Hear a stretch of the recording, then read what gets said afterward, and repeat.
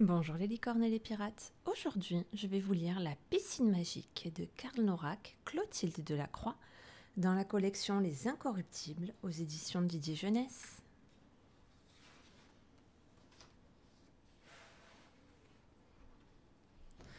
À quoi reconnaît-on que le lion est vraiment le roi des animaux? Dans la jungle, c'est le seul à avoir une piscine, et attention, pas n'importe laquelle, une piscine magique.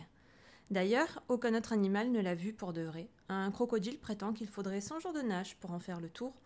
D'après un oiseau moqueur, c'est le contraire, elle serait si petite qu'il suffirait de pleurer 2 fois pour la remplir.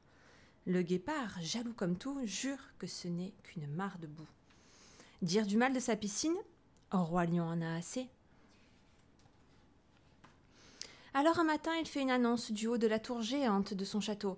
Oyez, oyez, moi, votre Altesse adorée, j'ai décidé de vous faire un cadeau princier.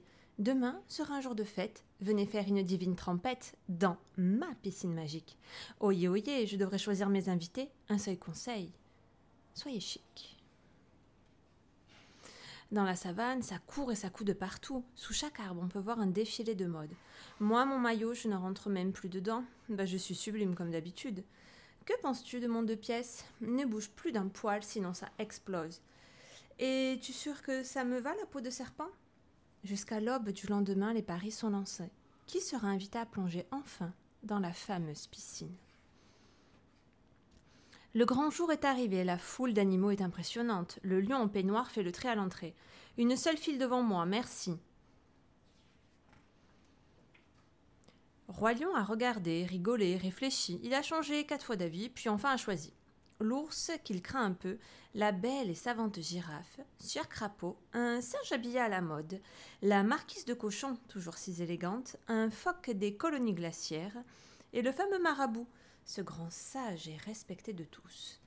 Déjà la lourde porte du palais se ferme. Derrière, on entend aussitôt les cris des animaux fâchés de ne pas être de la fête. « Ah, quels os !» s'exclame le roi avec mépris. Sonnez trompette devant les invités éblouis, la fameuse piscine, la voici. Personne n'en a jamais vu d'aussi belle. L'architecte est un célèbre chameau d'Égypte, précise le lion. Mais majesté, quelle merveille! Mais en quoi cette piscine est-elle magique? Ose demander la marquise de Cochon. Je vais vous révéler son secret. Montez sur le plongeoir, très cher, avancez-vous. Au moment de sauter, faites un vœu et en un mot bien fort, criez-le. Là, vous verrez, c'est fou, l'eau de la piscine va se transformer et votre vœu sera réalisé. Chiche, ni une ni deux, la marquise de Cochon s'élance et s'écrie « Parfum !» Incroyable, le temps d'un plouf, l'eau du bain devint eau rose. Nager dans ces odeurs divines pour cette cocotte, quel rêve! J'adore, majesté, j'adore. Au suivant.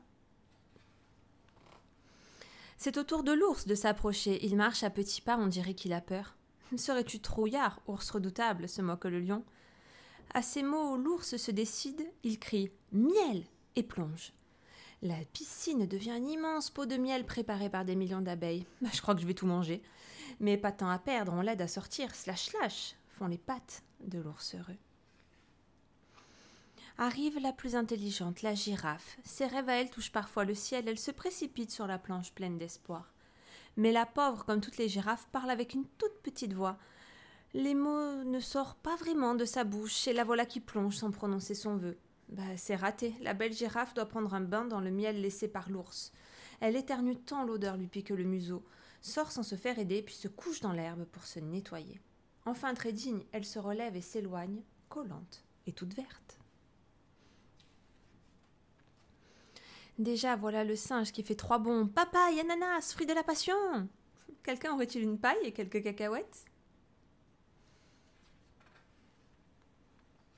Du rythme, répète le roi. Allez-y, quoi, mon batracien, et que ça sautille. Sire Crapaud ne se fait pas prier et hurle « Nénuphar !» Le voilà qui profite à l'instant d'une superbe mare aux feuilles parfaites.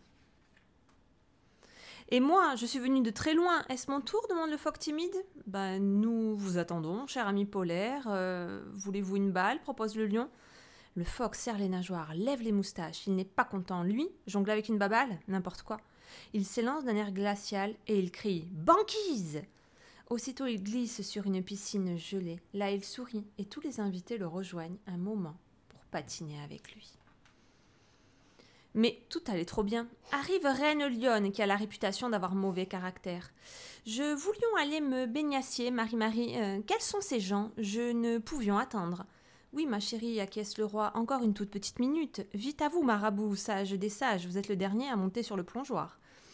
Le grand oiseau s'avance, s'arrête, médite longtemps sur une patte. Le lion s'énerve. Il va sautassier, ce pouillot, ou bien zut? Et enfin, le marabout s'élance et murmure. De l'eau pure. L'oiseau se baigne alors dans cette eau dont la fraîcheur rappelle à tous le souvenir des rivières de leur enfance. Chacun est ému et veut prendre un bain d'eau pure. Le roi lui-même en a bien envie, mais il hésite. Son épouse le surveille. Marabout, métassier les bouts, dehors du balai les mielleux et les parfumés. Je voulus en nager sans plus attendre une milliseconde. Se fâche la lionne en se repoutrant. Tout le monde sort, se met en ligne pour la saluer, mais la reine s'avance déjà. Elle veut leur donner une leçon d'élégance à ces bestioles, leur montrer comment on marche sur une planche, comment on plonge royalement. Admiratif, le lion regarde marcher sa belle sur le plongeoir. Elle croise les pattes avec une telle science. On dirait un mannequin, une star, une danseuse étoile, mais elle en fait trop. La voilà qui glisse. Tout le monde retient son souffle. Que va-t-elle dire? Crotte! Crie la lionne en tombant dans la piscine. Toujours aussi magique.